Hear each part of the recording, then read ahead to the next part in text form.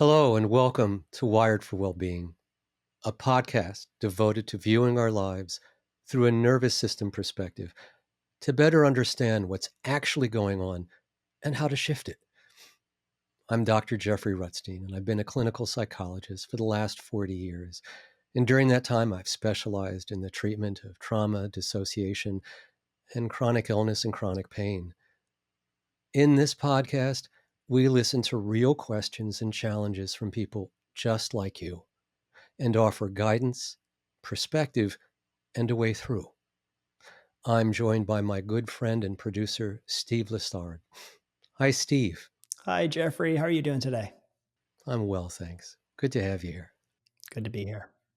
Today, we're exploring how every day our bodies and nervous systems are quietly directing our choices and emotions. Today, we're asking, when should we take the reins and when should we surrender? And how can we process the fear and overwhelm that often come with real change? Steve, what calls do you have for us this week? Jeffrey, what I have for us this week are two calls that I'm really excited to get to because you and I have discussed the mountain of information really that there is to uncover in understanding what's going on in our bodies and behind the scenes as we regulate our nervous system. There's too much to cover in any one podcast without getting really instructional or really deep into lectures. And we both don't want to do that, but these two questions really bring us into that space. They're both from anonymous callers this week. I'm going to play the first question and then give you a little space to respond to it. Perfect. My question relates to top-down versus bottom-up processing. To what extent should we try to manage our nervous system states, and to what extent should we acknowledge and flow with them? Thanks. There's a lot in there. So let's begin by unpacking the first part. So our anonymous caller is talking about top-down versus bottom-up processing. So we're going to take a little left turn, really short, I promise, but it can be interesting because it'll help you understand what we're talking about here, right? So if you look at this, this is can be a representation of the brain, an open hand like this. And this is the brain stem. This is the oldest part of the brain. You fold your thumb in, that becomes our midbrain. And if you cover it all over, right, that's our most recent brain, our neocortex. It's the most recent evolutionary development in the brain. Okay. So top-down processing means that either we start with thought, right, and practices and try to calm our nervous system by ways of thinking and by telling ourselves not to be that way. There's also bottom-up processing, which is allowing information to emerge from the older, lower parts of the brain, and that information is largely going to be felt in our bodies. It won't be necessarily thought, but it will be sensation, experience, a quality of either feeling settled or unsettled. So this question is beginning to open us towards looking at our relationship to the nervous system. And this caller asks, is it better to favor one way or another? Specifically, she asked about how much should I try to lead or guide my nervous system states versus how much should I sit back and let them take me where they need to? And the answer is that the healthiest relationship we can have with our nervous system is to become an ally to it, a friend to it, a collaborator with it. It's not that we can override our nervous system all the time, nor should we. And it's not like we don't want our nervous system. It's not like we want our nervous system to be driving the bus of our life all the time. Because if our nervous system is stuck on anxiety or anger or retreat and numbness and sleeping all the time, that's going to feel horribly unpleasant to us. So our nervous system is here to protect us, and it's always scanning for safety or danger. And so I think that it's always best to first listen to your nervous system to see what's it's actually saying. And here's an important point. Most of us don't even pay attention to our nervous system. We have to do something that we feel is frightening, and we may feel ourselves getting a little jittery or whatever about whatever it is, making a presentation or speaking to somebody. And we kind of just push that away. We don't want to think about it. We don't want to let it stop us. So we don't have this relationship with our nervous system. We actually just try to push it away so I can do whatever I need to do. That's totally normal. But we're missing potentially very helpful and very deep information about what's going on inside of us at that time and how we can respond to calm that down. So, for example, if the nervous system is perceiving some potential danger in this situation, it's going to get anxious. And the first thing you may notice is you start getting tense or worried or whatever your sign of is anxiety. Some people notice their heart fluttering more or a little tingling in their arms, whatever it is. But instead of pushing it away, at first noticing it, you can actually become curious about what's triggering, what is my nervous system viewing as potentially dangerous or threatening in this moment? Is it about being seen or judged or taking a risk? But getting a little bit in touch with what is causing this anxiety actually helps free you from it in that moment because you can actually see that it's something other than the task at hand. It's a set of beliefs or fears or irritations about whatever this is that you're going into. So um, it's best to start with just trying to learn how to receive the information that the nervous system is sending us all the time. And then it's really about your level of comfort and capacity in the moment. For example, I can handle being frustrated at times or being angry if I need to, but I don't enjoy staying angry long term. Like if I had a conflict with someone, I don't want to be kind of eaten up by that argument for 4 hours or a day or keep repeating it in my head. And so I will engage in practices then to help take me out of anger because by the way, once our nervous system launches into a protective state, whether that's anger, fight, or flight, running away, or shut down and collapse, we tend to stay stuck in that place for a while. And a while could be a few minutes to several days. So um, it's best for us to get the message about what the nervous system is reacting to, and then to be able to engage in practices, if we want, that help bring us back into regulation. And that's not about pushing away, denying, or suppressing the emotion or the experience. It's actually about moving to a place where I can be with that experience and be aware of that experience, but not be hijacked and captured in it. I can know that I'm angry and I can know that I'm hurt versus being in the center of the storm of the anger. And all I'm seeing is, boy, what do I have to say to them? I'm so angry about this. Because that's what the state is when we're there. I can come back to a place where I can be more settled and then I can reflect on it and I have choice then, right? If I regulate a little bit, I can have choice as to how I respond. Maybe I choose to say something. Maybe I choose not to say something. Maybe I choose to write the person something because I want to avoid a direct verbal exchange. But if we're in fight or flight or shutdown, number one, you won't be curious. Right? So actually trying to get curious about something is a great little hack to help move you out of a dysregulated state to a more regulated state. It's very handy. And then once you're a little bit more, have a few toes, as we say, in a regulated state, you can then make a choice about how you want to respond to this instead of your nervous system just dragging you here and dragging you there. So having a choice and working with our nervous system is a much more interactive and flexible relationship versus a kind of either I'm always going to favor top-down orientation or a bottom-up orientation. So I hope that begins to clarify my take on how I would work with our nervous system. Jeffrey, could you go into a little bit of what happens when someone who has maybe experienced trauma, how our relationship with our nervous system changes, or the valence that that might put on these types of things that you're sharing right now? That's a great, great point, Steve. Thank you. Um, so, every human nervous system, every mammal has these defensive states, these capacities, fight, flight, shutdown, and so forth, that we have. So, everyone is wired with these.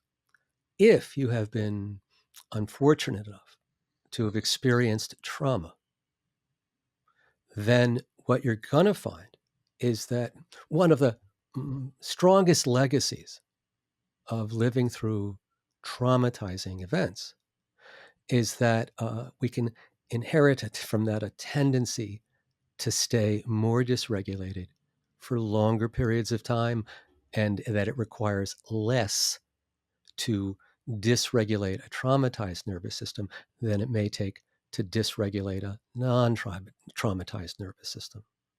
So a trauma survivor's nervous system is a more sensitive and reactive nervous system. But all the processes are the same for all of us. But for some people, then, if you're a trauma survivor, you'll find that you can get really stuck painfully in revolving around anger and ruminating about it, or ruminating and looping about a worry or a fear, or that something's going to come back to, get you in some way, some thing from the past, whatever. There's this feeling of vulnerability and fear and unsafety, because that's one of the things that trauma does disrupt. And that's why it affects the nervous system so much, is our nervous systems are built to scan for safety. So if you actually had trauma, your nervous system has shifted to wanting to make sure it protects you from anything that you ever experienced that was traumatic. So it'll look for the first little teeny signs that it could be it, and it'll send your nervous system into a reaction. So, say someone who harmed you when you were younger, um, I don't know, had a bald head, and you see a guy walking down the street who has a bald head, and you don't even know the person, but you might find that your nervous system begins to get agitated or a little tense, or you just decide, I don't like that person. And you're not quite sure why, but it just feels strong. Well, that's our nervous system speaking to us in those impulsive, non really thought out reactions. They're just instantaneous. They're a direct, we see, and our nervous system reacts. I see bald head, I don't like it. So uh, trauma maybe deepens a bit of the work to do, but I do think that one of the things that many trauma survivors have also struggled with is feeling they're crazy. And the truth is, they're not crazy and they're not broken, but it's the nervous system that's so reactive that it makes them feel like they're bouncing from anger to sadness, from fear to needing to go to sleep.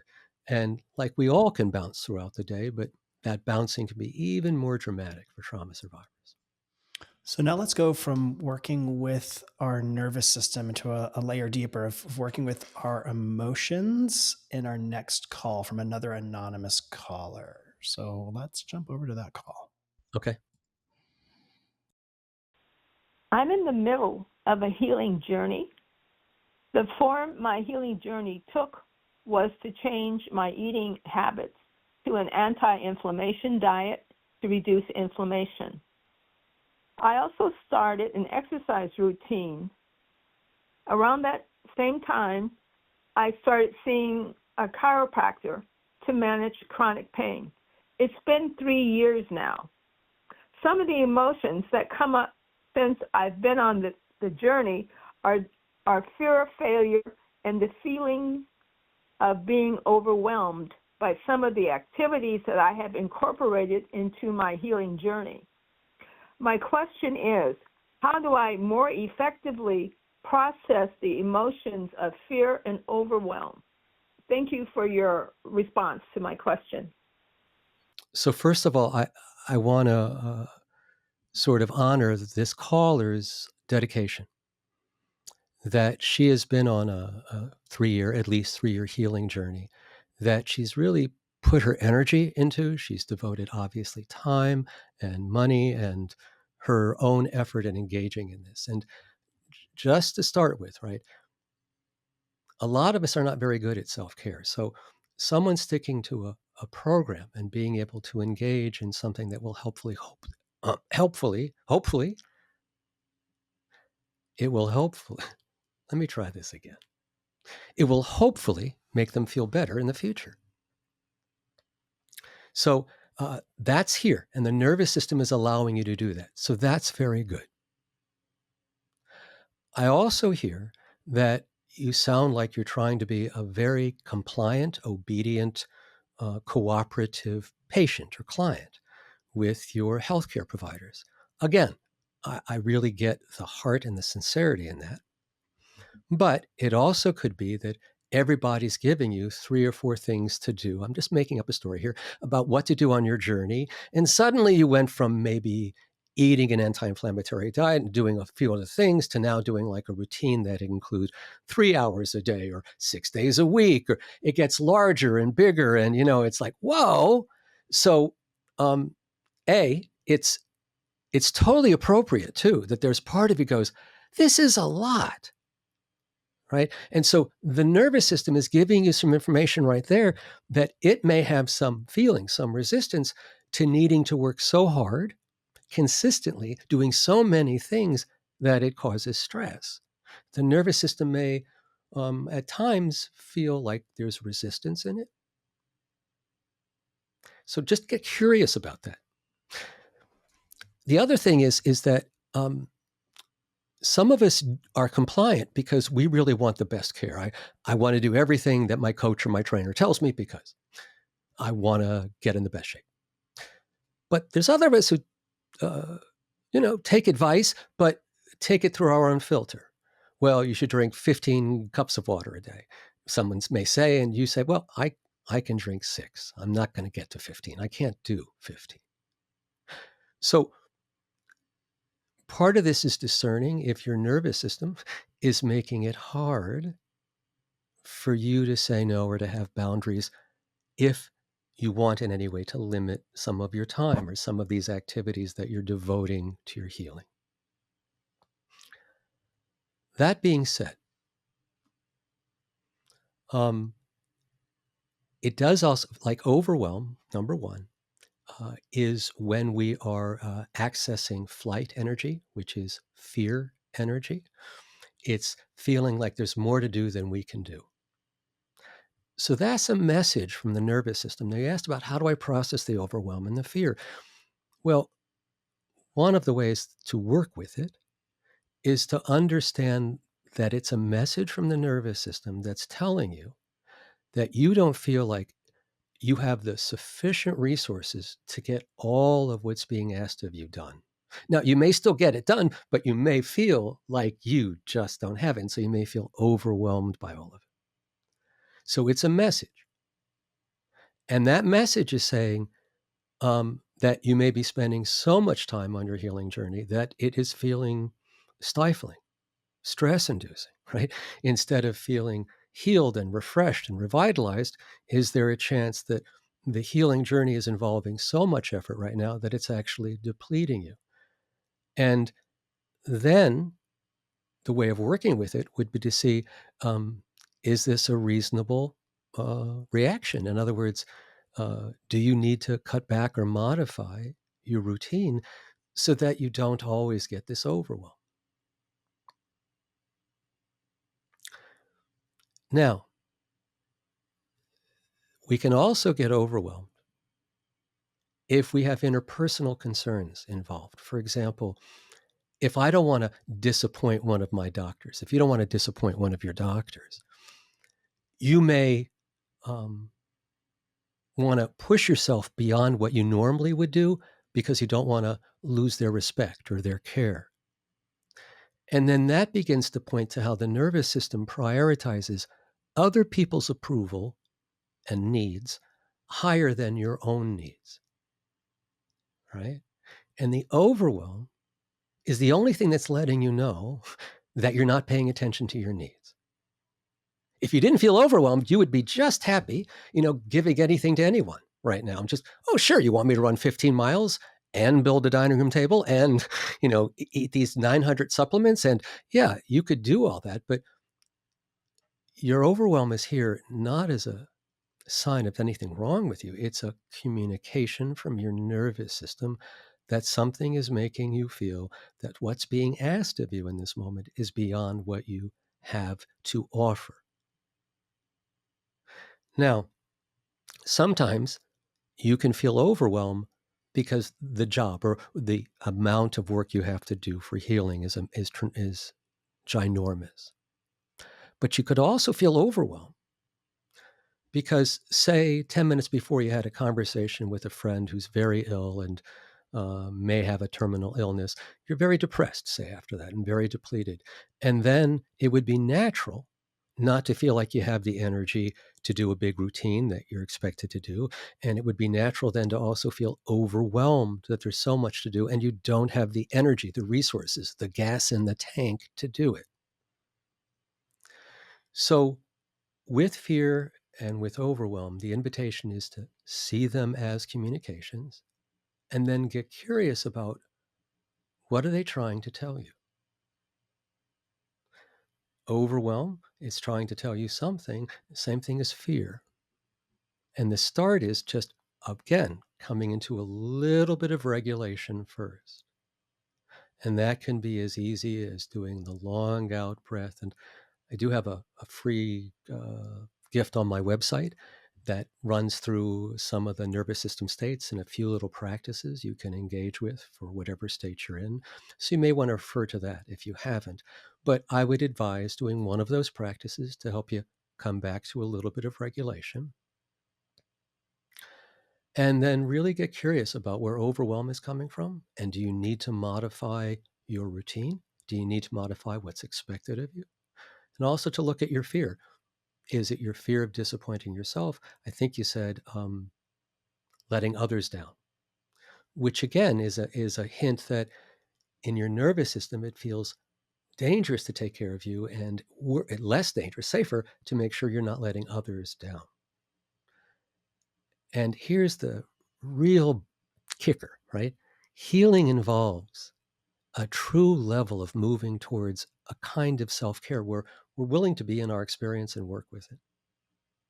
So what's opening up here is you can begin to see how much of your life, as you're healing, you are still trying to care for others or be good enough for them.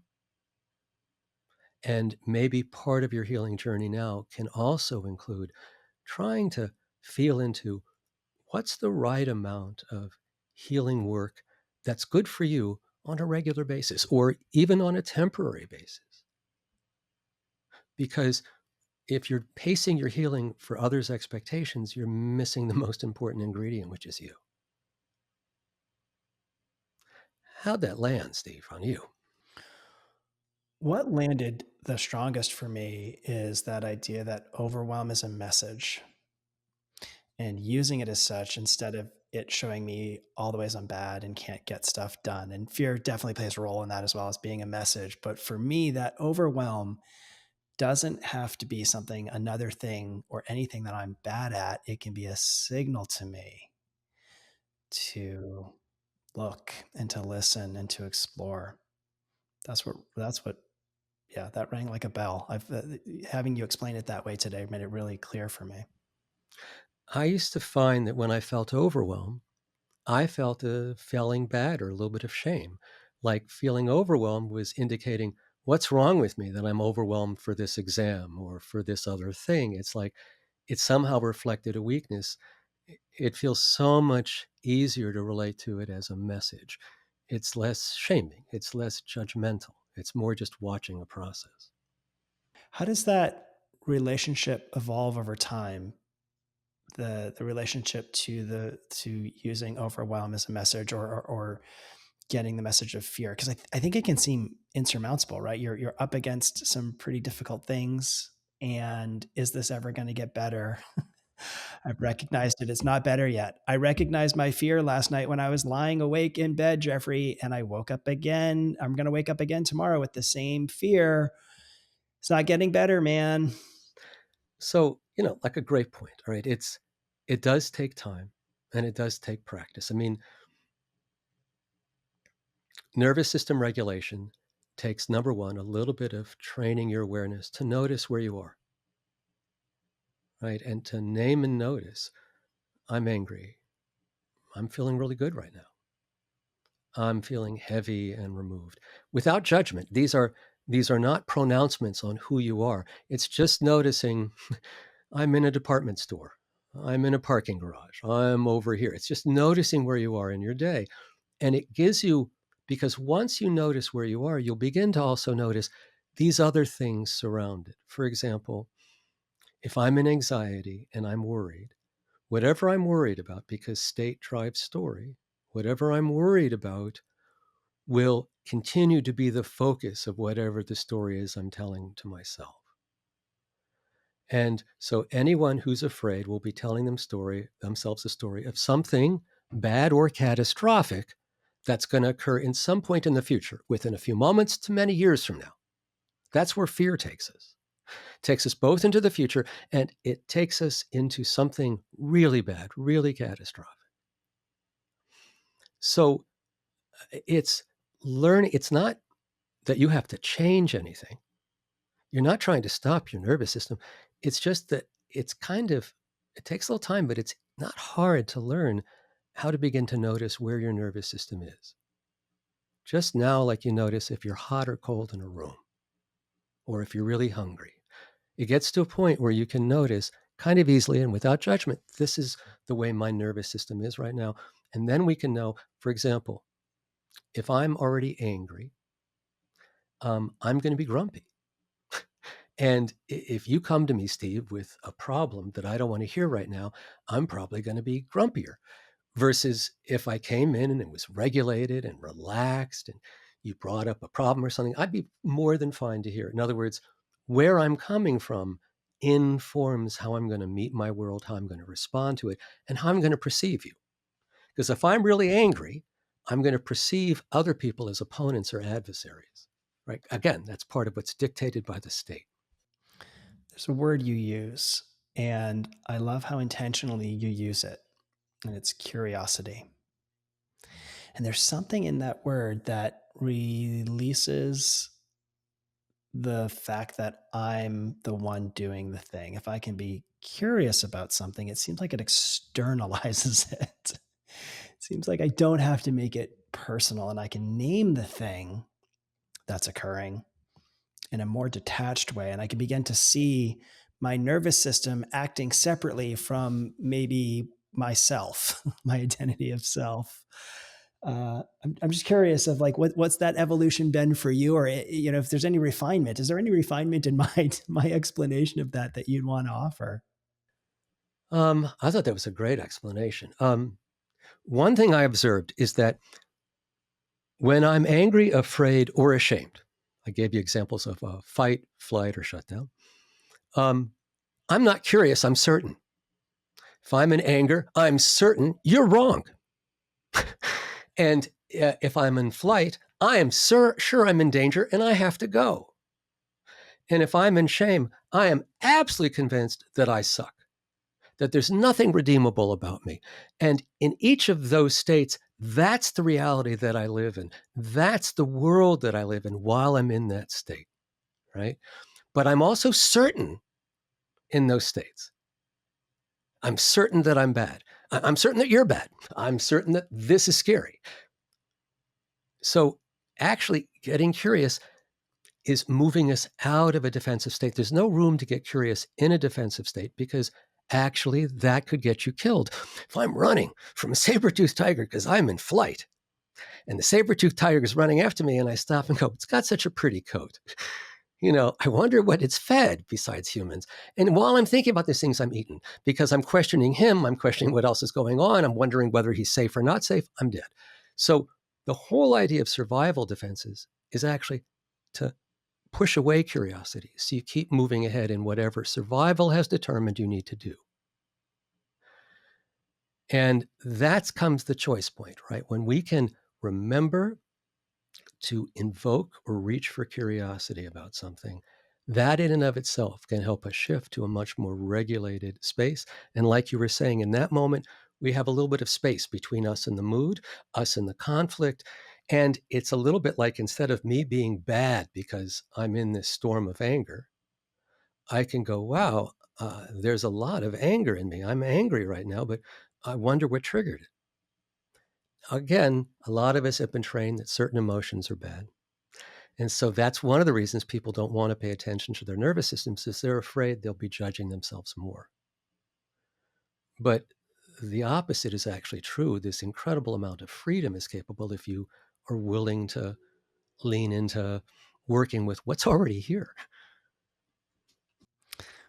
This is probably going to be the first in countless episodes on working with our nervous system.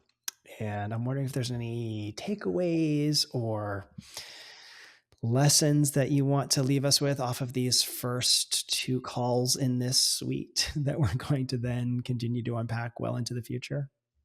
I think that one of the most fundamental things that we missed in education is understanding our own nervous system.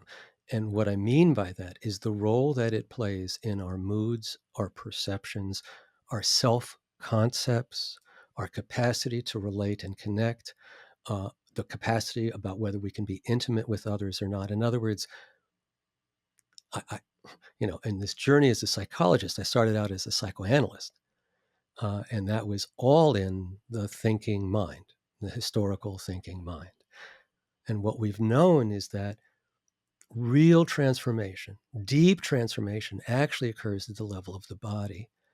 And working directly with your nervous system is a way of actually you understanding what is influencing and shaping your life out of your awareness, and then bringing it to awareness and being able to shift it more in harmony with what up here you want for your life. Your nervous system may say, don't be friends with anybody because they always ask too much. And your head could be saying, I'm lonely. I want to be with friends. Your nervous system may discourage you from reaching out to people or not feeling comfortable calling someone up. But your head yourself is going to be saying, but I want a life. I want connection with humans. I want that. It gives you a way of seeing what the conflict is, and how to solve it is actually how to get into a deeper, calmer relationship with your own nervous system. And that's what can change everything. So what I am so passionate about is these simple ideas, if we can break them down and make them easily enough to really people to make usable daily, and that's what I hope we do, right? Is that this is a transformative technology for people, right? That's guilt-free. You don't have a weak psyche. You didn't have a bad fit. It's not about values or judgments at all. It's just about being in your own nervous system and learning how to drive it. Jeffrey, how can people send us their question? Where can they find out more about you? How can they get those free gifts that you were talking about? Well, first, I want to, again, thank our two callers for today. They were great questions, and they really opened up some interesting avenues we could explore. If you'd like to send a question, please call 866 357 5156. That's 866 357 5156. You can leave a message of any length. That would be a question for the show. If you're unable to reach our exchange because you're calling from an international number, not all countries can reach the 866 exchange, feel free to send an audio recording in an email that we can also play on the show. And if you're unable to do that, you can just simply send an email with your question written out. And you can send it to hello, HELLO, at drjeffreyrutstein.com. That's hello at drjeffreyrutstein.com. If you'd like to get a copy of the free gift that I had mentioned earlier in the show today, you just go to the website drjeffreyrutstein.com/free gift. That's drjeffreyrutstein.com/free gift. And that's about a 20-minute video that will unpack some of the particular techniques. So thank you so much for joining us today. I had fun. And as always, Steve, thank you. Thank you, Jeffrey. I had fun too. Well, hope to see you all next week.